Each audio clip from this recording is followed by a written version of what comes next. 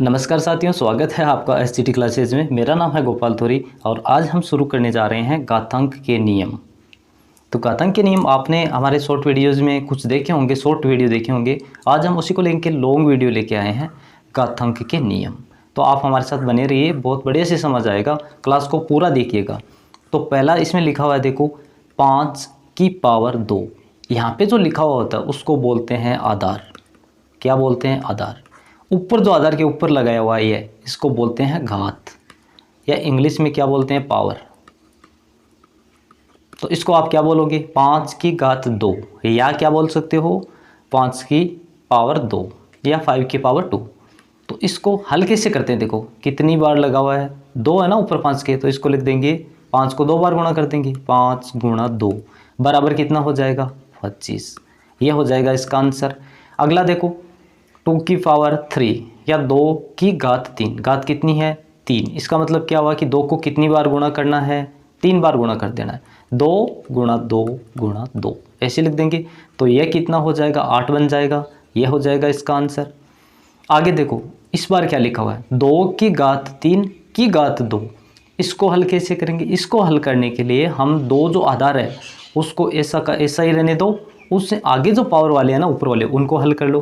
तो यहाँ ध्यान से देखो 3 की घात 2, 3 की घात 2 लिखा हुआ है, इसको हल करते हैं पहले। तो यहाँ मैंने 2 को ऐसे का ऐसे लिख दिया। 3 की घात 2 का मतलब क्या हुआ? 3 2 बार गुणा, यानी 3 गुणा 3 बराबर हो जाएगा। देखो ये 2 तो है ही, 2 की घात कितनी हो जाएगी? 3 गुणा 3 बराबर कितना हो जाएगा? 9। तो 2 की घात कितनी हो गई? 9। अब 2 को 9 बार गुणा करोगे तो काफ़ी लॉन्ग होगा, हम इसी को इतना ही रहने देते हैं शॉर्ट में। ये हो जाएगा इसका आंसर। आगे वाला देखो कोष्टक लगे हुए हैं। यदि कोष्टक लगे हुए होते हैं आपस में, तो ये घातियाँ ना आपस में गुणा हो जाती है, बस सीधा गुणा कर दो इनको। तो क्या हो जाएगा? 3 की घात 2 गुणा 2 गुणा 2, 2 दूनी 4 दूनी 8। तो कितना हो जाएगा? 3 की घात 8। ये हो जाएगा इसका आंसर। कोष्टक में लिखा हुआ है ना, तो इसको आपस में गुणा कर देते हैं। यहाँ पे देखो अलग पावर लिखी हुई थी, तो इसको हमने आधार को रहने दिया, ऊपर वाले को गुणा कर दिया।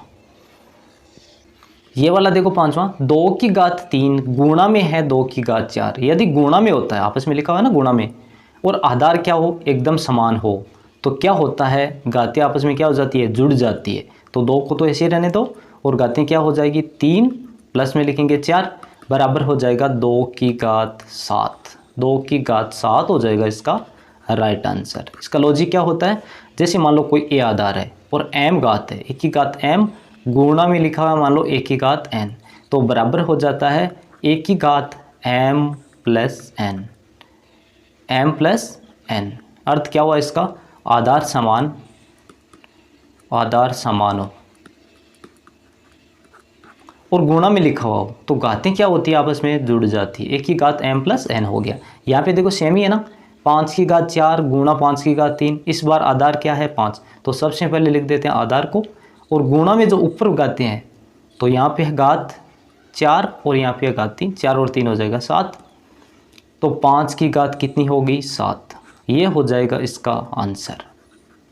देखो 8 की घात 4 गुणा लिखा हुआ है 16 की घात 2। इसको कैसे करेंगे? इसको करने के लिए क्या करना पड़ेगा हमें कि 8 की घात को हमें और 16 को हम ऐसा कर सकते हैं, इसका आधार 2 बना सकते हैं। लग रहा है ना 2 बन जाएगा, क्योंकि ये 2 की घात 3 है। 2 को 3 बार गुणा करोगे 8 आता है, 2 को 4 बार गुणा करोगे तो कितना? 16 आता है। तो हम इसको लिख देंगे 2 की घात 3 और ऊपर जो घात लगी है उसको लगा दो। गुणा में क्या है? 2 की घात कितनी है? 4 होगी इस बार। 2 की घात 4 16 होता है ना, 2 दूना 4 दूना 8 दूना 16, और 2 ऊपर है उसको रहने दो। बराबर क्या हो जाएगा? अब देखो ये आपस में कोष्टक है तो गुणा हो जाएगी। 2 की घात कितनी हो गई? 4 3 12 गुणा 2 की घात कितनी हो गई? 4 दूनी 8 बराबर क्या निकलेगा? अब देखो आधार समान है, यहाँ पे आधार समान हो गया। आधार समान हो गया तो घातें क्या हो जाती है? जुड़ जाती है। 2 की घात 12 प्लस हो जाएगा 8 बराबर क्या लिखेंगे? 2 की घात 20। आंसर क्या आ जाएगा? 2 की घात 20। आधार समान हो, गुणा में लिखा हुआ हो, तो घातें क्या हो जाती है? जुड़ जाती है। ये देखो 2 की घात 3 गुणा 3 की घात 2। इस बार तो नियम लगेगा नहीं, क्योंकि आधार समान है नहीं और बनेगा भी नहीं। क्यों? क्योंकि 2 के टुकड़े नहीं होंगे, 3 के टुकड़े भी नहीं होंगे। तो इसको कैसे लिख देंगे? 2 की घात 3 कितना होता है? 8 होता है, और 3 की घात 2 सीधा कितना होता है? 3 3 9, तो 9 गुणा 8 कितना होता है, 72 हो जाता है। तो सीधा आंसर निकल गया इस बार। कितना आ गया आंसर, 72। ये वाला देखो, इस बार क्या है, भाग में लिखा हुआ है। भाग में लिखा हुआ है तो कौन सा नियम लगेगा, देखो भाग में लिखा हुआ तो माइनस हो जाती है, बहुत ही आसान है। भाग में लिखा हुआ हो तो माइनस हो जाती है, गुणा में लिखा हुआ हो तो क्या हो जाती है, प्लस हो जाती है। आधार देखो एकदम समान है, समान है ना आधार। आधार समान हो और भाग के रूप में लिखा हो तो घातें क्या हो जाती है, माइनस हो जाती है। 4 की घात क्या लिखेंगे, 5 - 3 लिखेंगे। क्या हो जाएगा आंसर, 4 की घात 2 हो जाएगा। इसको तो हम गुणा भी कर सकते हैं, 4 चौक कितना होता है, 16। कितना हो जाएगा आंसर, 16। अगला देखो, 5 की घात 7 बट्टा में लिखा हुआ, भाग में 5 की घात 5। तो इस बार भी आधार समान है, आधार समान है और घात अलग अलग है, लेकिन भाग के रूप में लिखा है ना, तो क्या हो जाएगी, घातें माइनस हो जाएगी। आधार को लिख देते हैं ऐसे का ऐसे ही, 7 माइनस क्या हो जाएगा, 5 हो जाएगा। बराबर क्या लिखेंगे, 5 की घात 2। 5 की घात 2 हो गया, 7 में से 5 घटाओगे, बराबर कितना हो जाएगा, 5 गुणा 5 बराबर हो जाएगा 25। ये हो जाएगा इसका आंसर। अगला देखो, 6 की घात 3 भाग में लिखा हुआ है 8 की घात 2। इस बार कुछ बना सकते हो क्या, 6 के टुकड़े होते हैं 2 गुणा 3, लेकिन 2 की घात 3 नहीं लिख सकते आप 6 को। और 8 के कितने होते हैं, 8 का होता है कितना, 2 गुणा 3 तो होता है, 2 की पावर 3 होता है, गुणा 3 नहीं होता। तो हम इसको लिख नहीं सकते। हम इसको कैसे लिखेंगे, देखो 6 की घात 3 बट्टा 8 की घात 2।